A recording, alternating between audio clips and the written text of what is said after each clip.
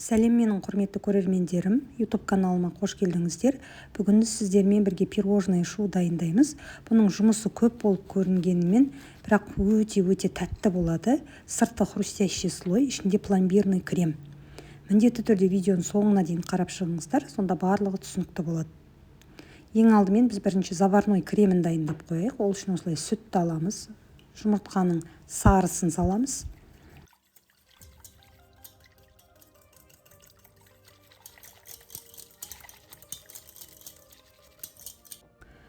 Қант және кукуруз крахмалын саламыз. Сондай-ақ кішкене ванилин салып жіберсеңіздер де болады. Мен бірақ ұмытып кетіппін бұл жерде салуды. Осылай жақсылап араластырғаннан кейін орташа отқа қоямыз да тоқтамай араластырып тұрамыз. Түбі күйіп кетпеу керек. Мен осылай ол қайнағаннан кейін қоюланады. Содан кейін уже оттан аламыз. Міне бүлк етіп қайнаған кезінде ол демек дайын деген сөз міне.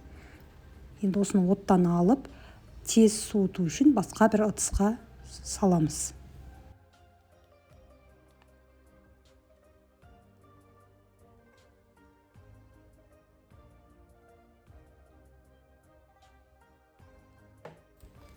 Бетін пищевая фольгамен в контакт жабамыз, арасында ауа қалмау керек. Осылай жақсылап жауып, салқын жерге қойып қоямыз.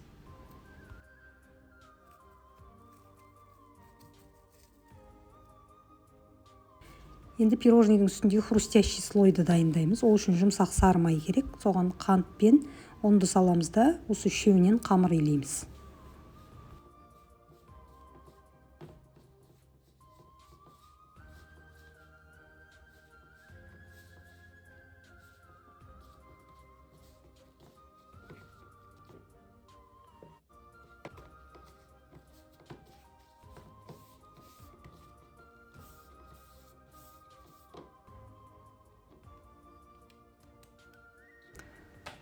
Қолға жабыспайтын қамыр болу керек. Енді осыны екі пакеттің ортасына салып жаямыз.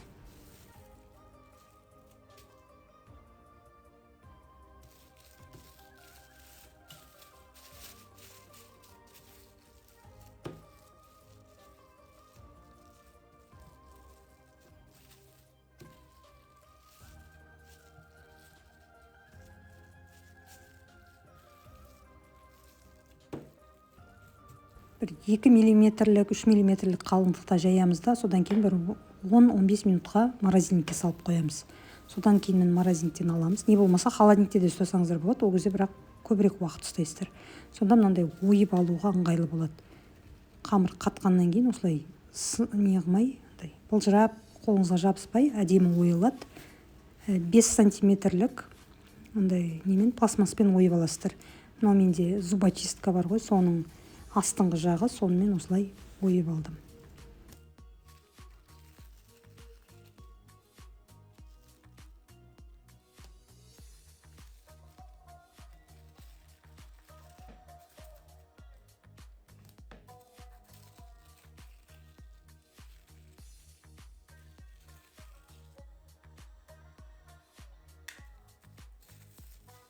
«25 штук пирожный болады, сондықтан осы қамыр біткенше осылай қайталаймыз. Енді қазір мынаны жинап, тағы да жаямыз. Екі пакеттің ортасына салып, сосын тағы да морозильникке қойып, қамыр біткенше солай қайталаймыз.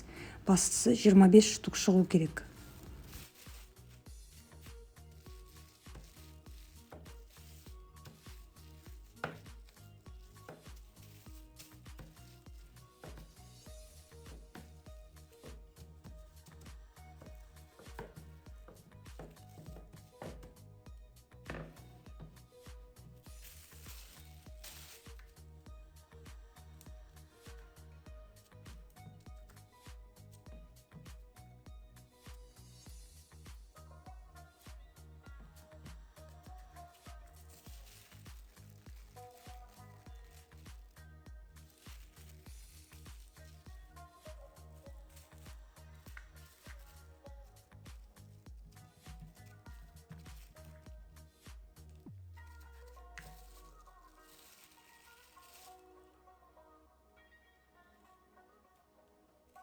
«25 штук қамыр шықты. Енді мыналар артық қалып қалды менде.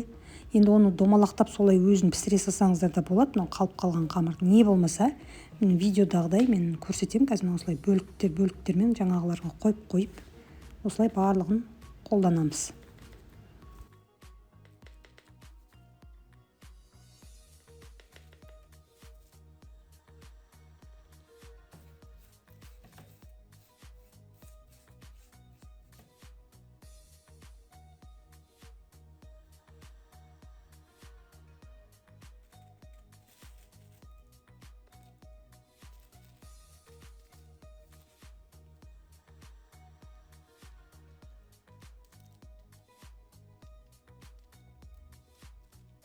Біздің хрустящий қамырымыз дайын. Енді осыны холодильникке қойып қоямыз, пока заварной тесто дайындап болғанша.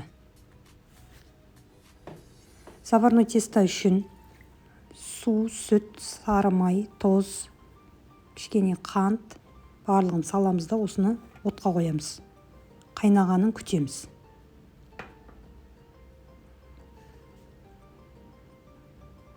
Осылай жайнап, қайнап бастаған кезде үстіне ұнды саламыз.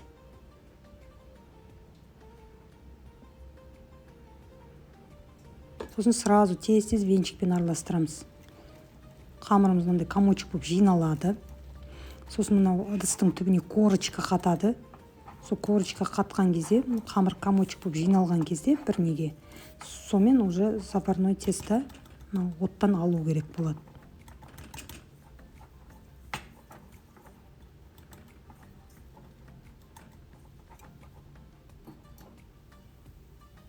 Енді отқа алғаннан кейін бұны да басқа ыдысқа саламыз. Осылай бір 2-3 минутқа қойып қоямыз. Қамырды сәл ыстығы басылу керек. Содан кейін барып уже үстіне жұмыртқаны қосамыз. Жұмыртқаны міндетті түрде өлшейміз. 125 грамм болу керек. Әдетте ол 2,5 жұмыртқа, сібір категориямен. Осылай шетіне салып, енді біркелкі болғанша миксерлаймыз.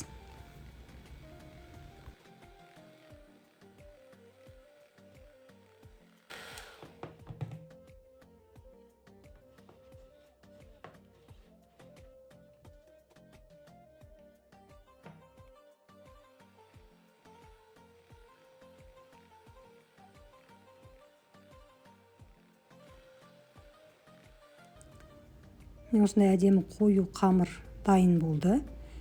Ары қарай осыны кондитерский мешокқа саламыз.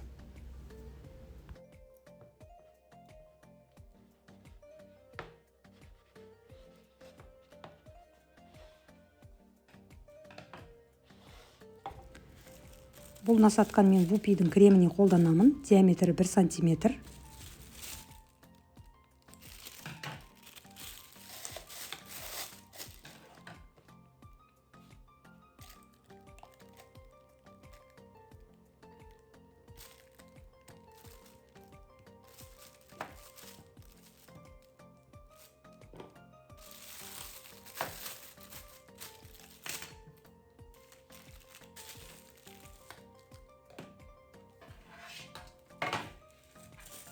Енді осы заварной қамырды пергаментке жаңағы отсаживать етеміз.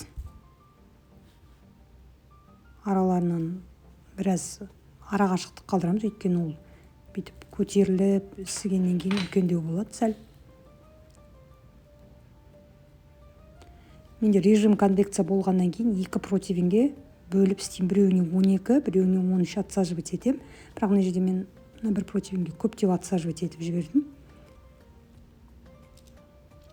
Ал енді сіздерде верх-низ болатын болса, онда бір противеннен пісіресіздер.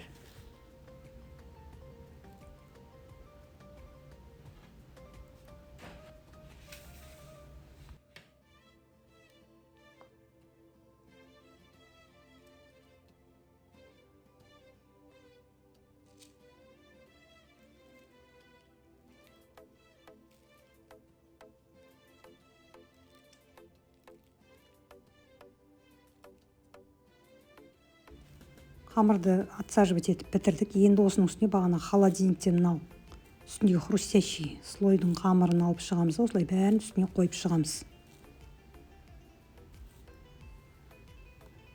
Заварной тестаны отсаживать еткенде тоже ровно 25 штук шығатындай етіп отсаживать етеміз. Осылай бәрін қойып болғаннан кейін пешті заранее қыздырасыздар ғой. уже отсадка жасамай тұрып пешті қосып қою керек. Ол 180 градуста қатты қызу керек. Содан кейін барып осылай міне пісіріп аламыз. Ровно 30 минут пісіреміз 180 градуста. 2 слоймен де, режим конвекция. Мен сонда осындай әдемі болады.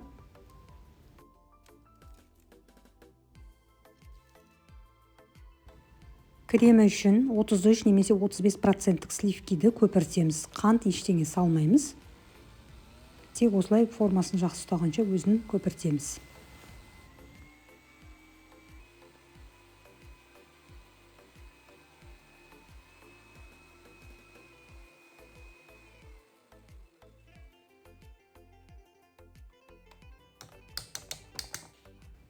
Бұл сливки қоюланды. Енді бағанағы міне қайнатқан заварной креміміз. Толық суу керек.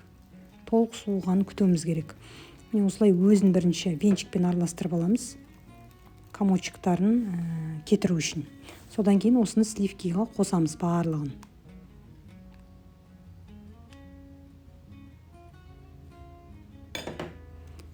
Енді осы сливки мен заварной кремді араластыра отырып, жақсылап екеуі біріккенше тоқтамай араластырамыз.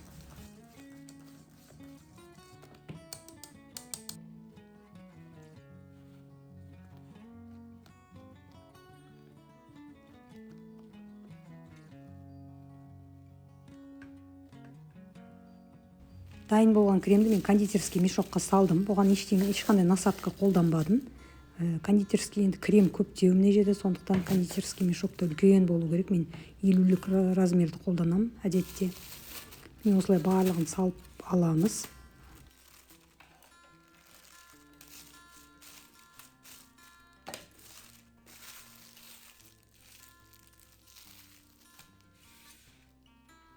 Енді пирожныйлардың астын осылай мынау сушидің таяқшасы, сонымен осылай ойып аламыз. Енді жанынан да тессе болады, бірақ мен осылай астынан көрінбейді ғой деп астынан тесіп шықтым барлығын осылай.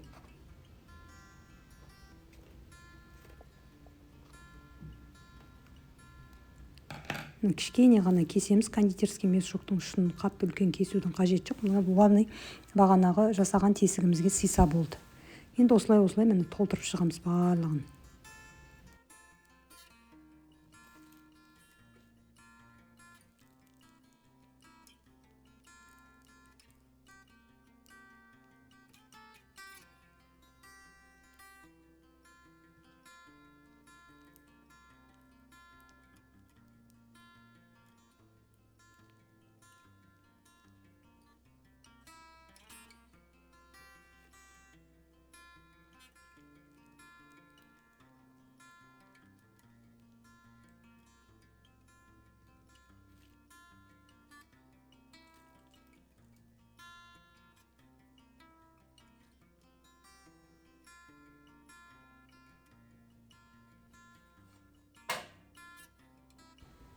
Артық шығып тұрған кремдердің бәрін пышақпен осылай алып тастаймыз. Содан кейін осылай бір ыдысқа қоямыз. Содан кейін холодильникке тағы бір 20-30 минутқа осылай қойып алған дұрыс. Креміміз әлі қатқаннан кейін барып, уже кәдімгідей төңкеріп дұрыстап қоямыз.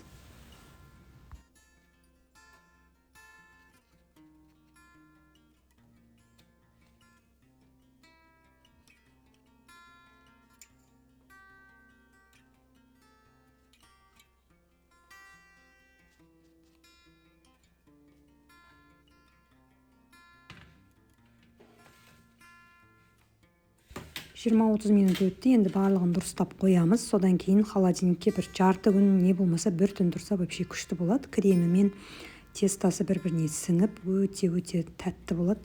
Міндетті түрде осы рецептпен жасап көріңіздер. Сіздерге ұнайтыны сөзсіз. Видео ұнаса лайк басып, комментарий қалдыруды ұмытпаңыздар. Және каналыма тіркеліп, осы видеомен өз таныстарыңызбен бөлісіңіздер.